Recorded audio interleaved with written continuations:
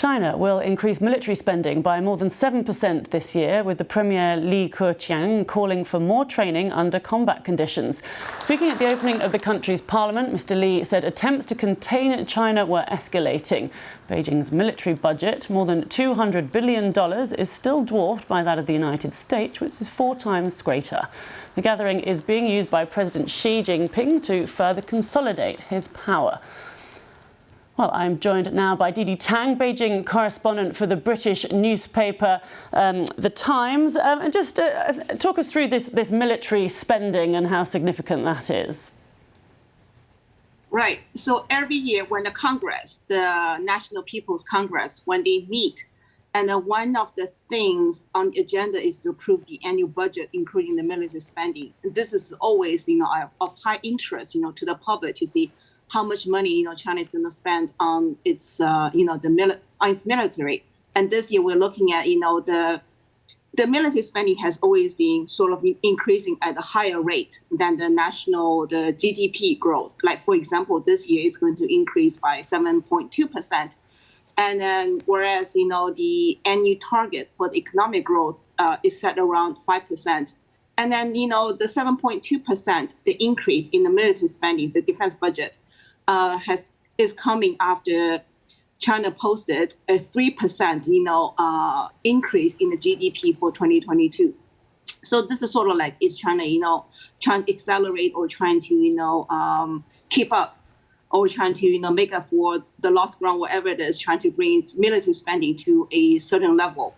And then I think given the rivalry between the US and China, there are always concerns like to see, what China is going to do with the higher military budget. And then the spokesperson for the Chinese the National People's Congress actually gave an answer. And then what he said was, he said something, at the press conference yesterday, he said, it is reasonable. China needs to, needs to have higher military spending. Generally, because, Go ahead, yes. Yeah, no, I was just going to say, but in general, they're setting a goal of 5%, aren't they, for general growth, and in terms economy. For the general economy, yeah. And I suppose that the question is, what is that telling you? That it's quite a low number, isn't it, for China? I mean, not for other countries around the world, perhaps, but for China, 5% is quite a sort of modest ambition. So what does that tell us about the state of the economy now? Obviously, there was a lot of suffering because of the zero COVID policy and how able they will be to recover quickly from that.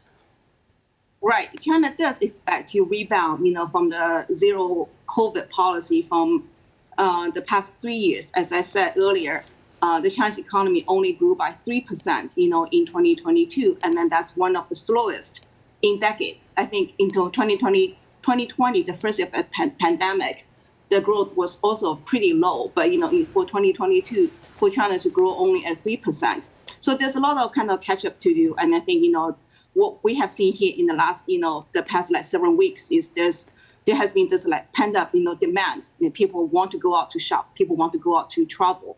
So the government is really looking forward to some kind of very robust economic recovery. But at the same time, they also know, the conditions have changed, right? So you're talking about the U.S.-China, the rivalry. And in China, I think the government wants to be less ambitious. They want to be more steady, and they don't want to get the hopes too high. So that's why they're setting the growth target at around 5%, which is pretty conservative. In my opinion, it's pretty conservative. Probably China can do better than 5%, but then they don't want to. They don't want to just be too ambitious. Like last year, China set economic growth at 5.5%. Of course, at the end of the year, it was only 3%. So, things can happen, and then China wants to be more conservative when setting the target for 2023. Yeah, OK. Well, good to have your thoughts. Thank you very much, Li Keqiang there from The Times, Beijing correspondent for The Times. Thank you.